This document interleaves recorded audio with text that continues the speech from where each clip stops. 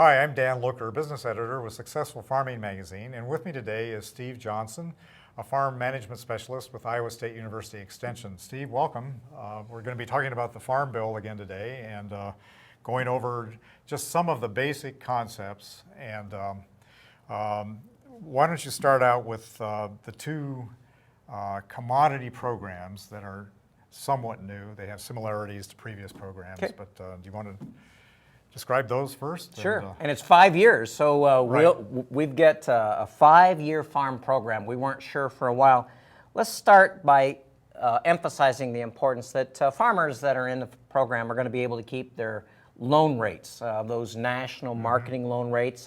I'll use corn and soybeans as the first example in that first build, with $1.95 per bushel corn and $5 per bushel soybeans. And again, that's unchanged. That's unchanged. It's been that way since 2002. Right, right. So if somebody wants to take their corn or beans under loan, they'll still be able to do that. But notice that this isn't a safety net. These loan rates are a long Right. ways below what the Right. market prices are. It'll be a convenience to use that CCC loan once you've harvested the crop. More importantly, the Farm Service Agency will be involved in 2 new programs, and I think everybody's going to know what these acronyms are. By FSA farm number, or farm serial number, a farmer will make a choice. Do they want to be in ARC, agricultural risk coverage? Risk coverage, it's a revenue-based program. And it's something like the old ACRE program. A but lot. Not exactly. Yeah, it's a lot like the ACRE program, if you would, but it's going to use county yields or farm yields, and there's no Right. cost. You don't have to give up 20% of your direct Right, payment. right. So by In that sense, it's a little better than ACRE, which was at the Oh, state level. I think so. I think that ARC is a better program than the ACRE program, but it operates a lot like ACRE. So by farm number, beginning in 14, you can sign your farm up for the ARC program, and that could be a county ARC or a farm ARC, and that's yields. Right. Do you want to use the county yields? So or when do you say beginning of 14, that means the program kicks in 14. Yep, The sign-up may not be that That's that correct. soon, but it will cover that year. yep. Right.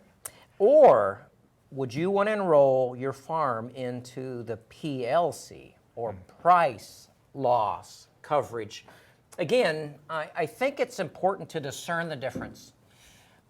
ARC is a revenue-based, yields and price, county or farm yields.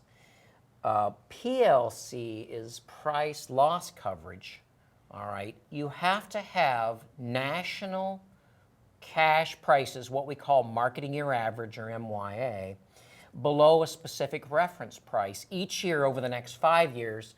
And those reference prices for corn are $3.70 a bushel, for soybeans $8.40, and for wheat $5.50. Okay. So by farm number, all right, that FSA farm number, do you want to enroll that farm in the ARC or the PLC program?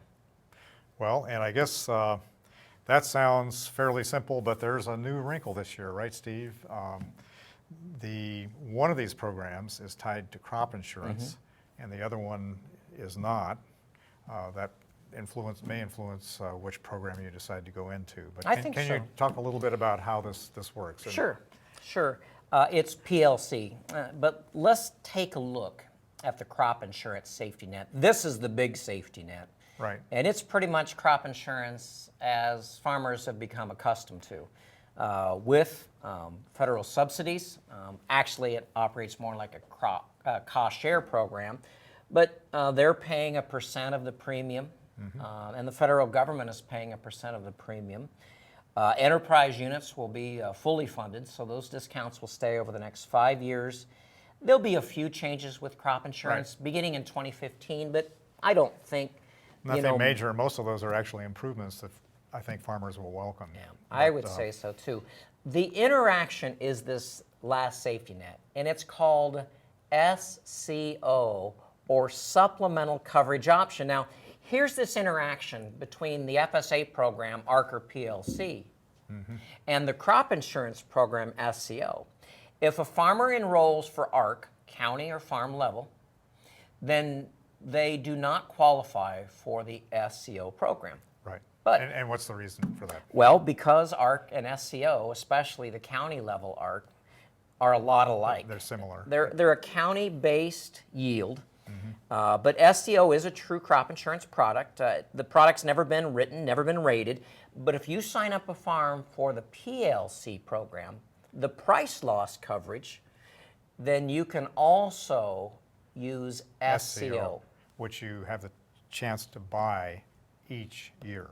Each year. Right, It'll be right. SCO will be an annual decision. ARC or PLC will be a one-time decision. For the next 5 years. Correct. If a farmer does not sign up for ARC or PLC in 2014, then they do not have either Right. potential payments. Right. I think They're that's- not in either program in I 14. think that's a really important point, Steve, that if you can't get your landlords on board for either PLC or ARC, then the USDA will automatically put you into PLC, correct? Correct. And not only that, you don't get any payments for the 2014 crop under either ARC or PLC. Right, and those payments wouldn't be made until October of 15. Right, So ARC or right. PLC payments are going to trail by a year. Right. When you would You're not typically going to see harvest the crop. the effect of that for another year. That's but- correct. But you potentially could lose out a little bit, although, well, as we'll see later, Well- there may